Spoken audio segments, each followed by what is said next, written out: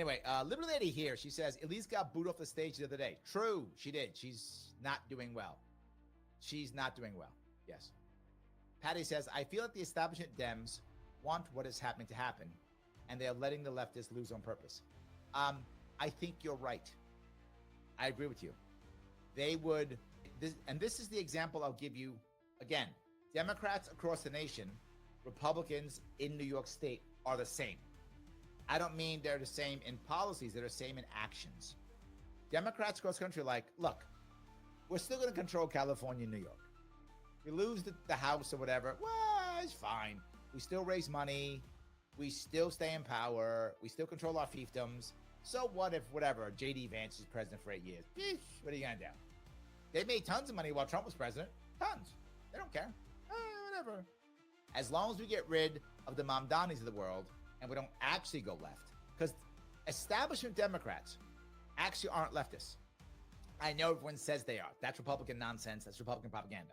Establishment Democrats are not leftists. That's not true. They're establishment. They want the current, they want what's happening now. They talk a good game because that's keeps their people happy. Now, don't get me wrong. There are some low-level Democrats that are absolute leftists and some actual Democrats in the party that are actual leftists. That's true. They do exist. You know, Mamdani's one, Bill de Blasio. But when it comes to actual senior leadership, the establishment, they're not leftists. They are total corporatists. That's it. So if they can make sure the leftists keep losing, they can pretend to support them. Oh, too bad Mamdani lost. We were behind him. Oh, sad. They'll do that.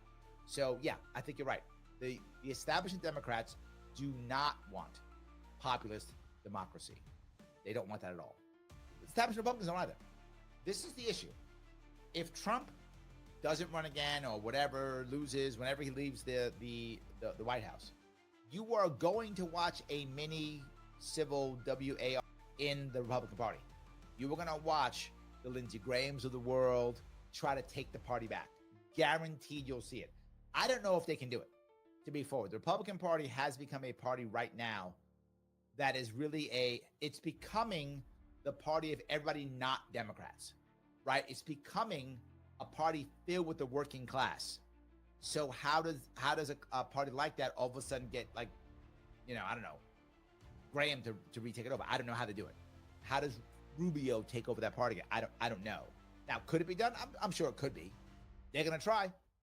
That I'm sure of. They're going to try. We'll see if it works or not. I don't know. The Republican Party is trying to figure out how the Republican Party now is going to say, how do I keep all the people that Trump has put into this kind of mismatched coalition? How do I keep them together without the cult of personality that is Trump, right? He's an anomaly. How do I keep that coalition together without that anomaly?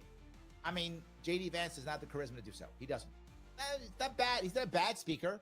He's not a bad politician. He's not Trump. He doesn't have that same oomph to keep everyone together.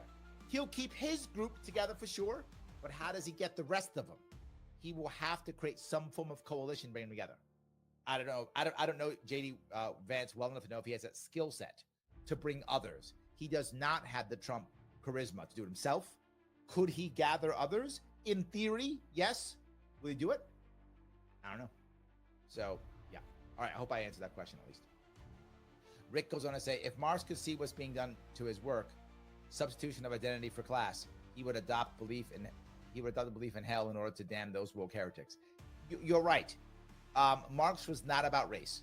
He was about class. That's true, right? He wasn't about identity. He was about class. That's true. He did not see that way. I mean, of course, he was living in an area where race wasn't that big of a deal, where he was, right?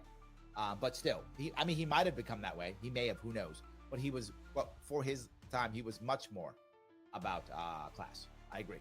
So yes. Phil says, everyone should be really nice to Elise so Larry can debate her. She's not debating me. That's not a thing. I wish it was. Yeah, I wish it was. Joel says, Elise has a very loud, very vocal, very small hate group that want her to have town halls so they can boo her off the stage there too. Yeah, don't get me wrong. As a general rule, in her area, Elise is relatively popular. That's true. In her area, she's relatively popular. I mean, she wins her elections, right? As a congressperson, she's relatively popular. But she's not super popular. And across the state, she isn't that popular. She's okay. Look, the advantage she will have if she runs for governor in New York State is that the odds are very high. I would say more than 90% that Trump will endorse her. If Trump endorses her, I cannot see her losing the Republican nomination. She had to do something crazy. I mean, I don't know. I can't imagine. I can't think of anything she could do realistically that would make her lose the nomination. Now, can she win the election? No. She's already losing by 20 points on the best polls to Kathy Hochul. Let me repeat that. She loses by 20 points in recent polls to Kathy Hochul, one of the most least liked governors since Cuomo. I mean, worse than Cuomo. Yeah. So, yeah, she's got no shot. I mean, yeah, that's not it. So, all right. Missy says, I've cried on and off all day with this shooting this morning. It's got to be because it's kids. Missy, this guy went into a church that was full of kids. Yeah. I mean, how broken are you? And this is where Democrats and Republicans both fail. Democrats go, we need more gun laws. Insanely stupid. That's nothing to do with it. That's of course. Insanely stupid, but of course they'll say that. More gun laws. That's it. No, he'll just get whatever he wants when he wants it. He would use something else. It's stupid. Of course they'll say that. Or Republicans say, stronger laws, we need death penalty for guys like him. He's gonna die anyway. He knew he was. He put his manifesto out. So you Democrats are idiots for going gun control. You Republicans are idiots for saying death penalty, whatever stupid stuff you say. More cops is not the answer, Republicans, and more gun control is not the answer, Democrats. The answer is not making unhappy people. Not making people want to write manifestos, right? They write manifestos. Why? Because they're unhappy. They write manifestos because they're unhappy. That's the point. So how about we have people not write manifestos? We could do that. So yeah. Anyway, I'm looking over at, if I could, I'm looking over at Rumble. Americool says, you said it, Larry. Trump is an anomaly. So for most of MAGA, they will look for continuity. Understanding Trump is a one-off. Yeah, and I'm not sure what they're going to find because, to your point, Americool, most people in the Trump coalition, and I know people on the left hate when I call it coalition, but it is. It is. Trump created a coalition. It's true. They see their piece, right, as the most important piece, right? So if your piece is America first, then you're looking down that road and you want America firsters. If your piece is much more the anti-woke stuff, then you're going to look for the anti-woke stuff. If you're the Maha people, you're looking down Maha. If you're the anti-war people, I mean, he hasn't done a good job of that at all. But anyway, looking for that, right? You're looking for what you see as continuity from each group that he kind of got together. That's the tough part. And for somehow, again, he's done something that I can't think. I mean, Clinton kinda, but a whole different way. I'm stretching with Clinton, but let me tell you why I'm stretching. It's probably the closest I could think of.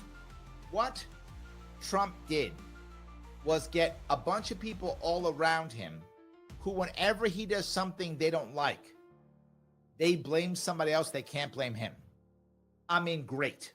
The closest thing was probably maybe Clinton, as Clinton said, you're not going to vote for the neocon Bush, so just vote for me because you got nobody else, which is not the same, but is maybe the closest. I guess Obama had it a little bit because he was like, I'm the black savior, so you can't be mad at me. But that doesn't mean that they actually, Trump's an anomaly. He's an anomaly.